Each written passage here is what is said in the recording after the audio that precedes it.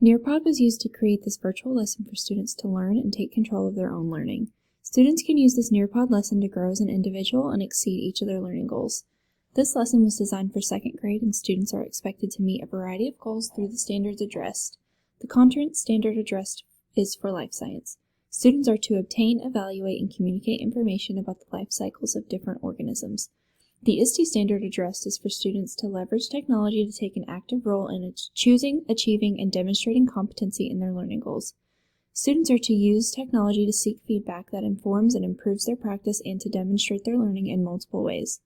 Student goals are in the form of I can statements. Student goals are: I can determine the life cycle of a common animal in my area. I can develop a model or models to show the different life cycles of different organisms. I can take an active role in my learning through technology integration. I can collect a collection of artifacts that demonstrate my learning through the use of technology. I think that this lesson can be a combination of student and teacher-led. If done in person, students will go through the slides as a whole class and read information, or watch the provided videos as guided by the teacher. Students will complete all activities and assessments individually. If this is to be student-led, students can go through the entire Nearpod individually and work through it on their own. My opening activity chosen was a song about the life cycle.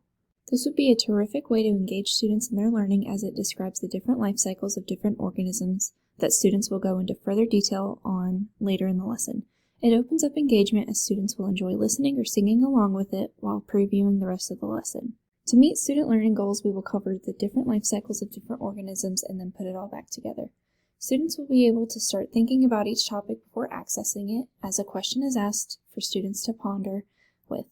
They will then move into a video or reading activity for new information. After this, students will complete an activity or two to demonstrate their learning.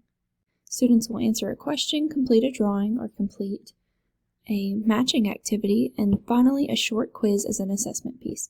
As students work through this Nearpod and work through the assessment pieces, we will target instruction based on results.